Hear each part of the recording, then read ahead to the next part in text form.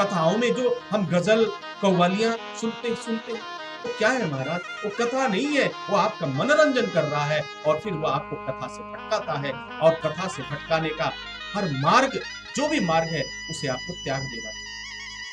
कथा श्रवण करने का अपना विधान है। कथा जैसे भी श्रवण करो, लेकिन अपने मन को परमपिता परमेश्वर के चरणों में केंद्रित करो। उसके बाद कथा का श्रवण करो महाराज, वह परम आनंद की प्राप्ति होगी, वह परम आनंद। और प्रभु ने क्या कहा कि आपको ज्यादा सुनने की आवश्यकता, आपको ज्यादा सुनने की आवश्यकता नहीं है, आपको ज्यादा चिंता करने की आवश्यकता नहीं है। इसमें से जो बातें आपको समझ में आए और शाश्वत लगे, बुद्धि और विवेक का प्रयोग करो। और बुद्धि और विवेक एक तराजू के दो पलड़े हैं महाराज, इन दोनों पलड़ों पर इन्हें तौलने का प्रयास करो। जब इन्हें तौलने का प्रयास करोगे, जब इन्हें जानने का प्रयास करोगे, तो आपको इस बात का आभास हो जाएगा महाराज कि वास्तव में सच क्या है और वास्तव में झूठ क्या है। सच है वह धर्म है और झूठ वही तो अधर्म है। अब एक बात और मैं आपसे कहता हूं, अब बताओ तमाम तरह की बात। एक प्रश्न और आता है, महाराज जब मैं पूजा करने बैठता हूं, जब महाराज मैं पूजा करने बैठती हूँ, तो मेरा मन भटकता है, चारों तरफ भटकता है, गंदे विचार आते हैं महाराज, मैं परेशान हो जाती हूँ, करूँ तो क्या करूँ? क्या मेरा पूजा सफल हो पाए या नहीं? तो ये जो प्रश्न है आपका है, ये प्रश्न तो आपकी अपनी सरलता में आपने प्रश्न किया, लेकिन जितना भी आपको जवाब मिला है, आज तक जितने भी लोगों ने जवाब दिया, इसका किसी ने सत्य जवाब नहीं दिया। सबने आपको घुमाया है, सबने अलग अलग तर्क दिया है, सबने, लेकिन सत्य का मार्ग किसी ने बताया ही नहीं। सत्य का मार्ग किसी।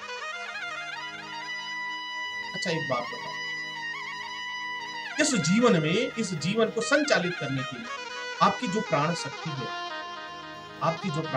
है, उस पर आपका नियंत्रण है? नहीं। दुनिया में जितने भी कार्य हो रहे हैं, क्या उस पर आपका नियंत्रण है? क्या आप जो कुछ भी सोचते हैं वह सब कुछ हो जाता है, उस पर नियंत्रण है? तो नहीं है महाराज, उस पर नियंत्रण नहीं है। नियंत्रण किसका है? उस परम पिता परमेश्वर का, भगवान श्री कृष्ण का नियंत्रण है, मेरे राम का नियंत्रण है, मेरे शिव का नियंत्रण, मां जगदम्बा का नियंत्रण, राधा रानी का नियंत्रण है, मां सीता का नियंत्रण, बाकी किसी का नियंत्रण नहीं। तो हम कर क्या सकते हैं महाराज? तो हम कर यही सकते हैं कि धर्म के मार्ग को पकड़े रहें, धर्म की डोर को पकड़े रहें, धर्म की रस्सी को पकड़े रहें। और जब धर्म की रस्सी को पकड़े रहेंगे महाराज, तो कितनी भी बहाव आएगी, इस रस्सी के सहारे हम पार कर जाएंगे। हमें कोई बहकाने वाला नहीं होगा, हमें कोई भ्रमित करने वाला नहीं होगा, हमें कोई धोखा देने वाला नहीं होगा। हम आनंद के साथ अपने जीवन को व्यतीत करेंगे, आनंद के साथ जीवन। तो जीवन का यह परम उद्देश्य है। अब देखो एक बात और मैं बताता हूं, मन अगर आपका भटक रहा है, भटकने दो। मन भटक रहा है, भटकने दो। परमपिता परमेश्वर में विश्वास है। मन भटकता कब है महाराज? जब आपको अविश्वास हो। जब मन भटकेगा, अविश्वास है किस पर? परमपिता परमेश्वर पर। अविश्वास की बात नहीं कर रहा हूं। आप विश्वास करो ना विश्वास करो, क्या फर्क पड़ता है? ये जो सृष्टि है, जो सत्य है, जो धर्म है, जो सनातन है, वो तो चलता रहेगा महाराज। आपके विश्वास करने से, आपके विश्वास न करने से कोई फर्क नहीं पड़ता है, कोई अंतर नहीं पड़ता है। लेकिन अंतर आपके अंतर मन पर पड़ेगा, खुद पर पड़ेगा। जिस दिन आप अपने आप पर भरोसा करना शुरू, जिस दिन आप अपने आप पर भरोसा करना शुरू कर देंगे महाराज, उसी दिन आपका मन स्थिर होगा।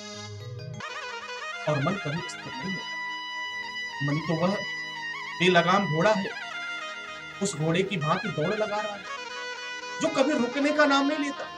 एक क्षण के अंदर महाराज हजारों विचार आपके अंतर मन में जागृत हो जाते हैं, हजारों विचार आते हैं, अच्छे विचार भी आते हैं, बुरे विचार भी आते हैं।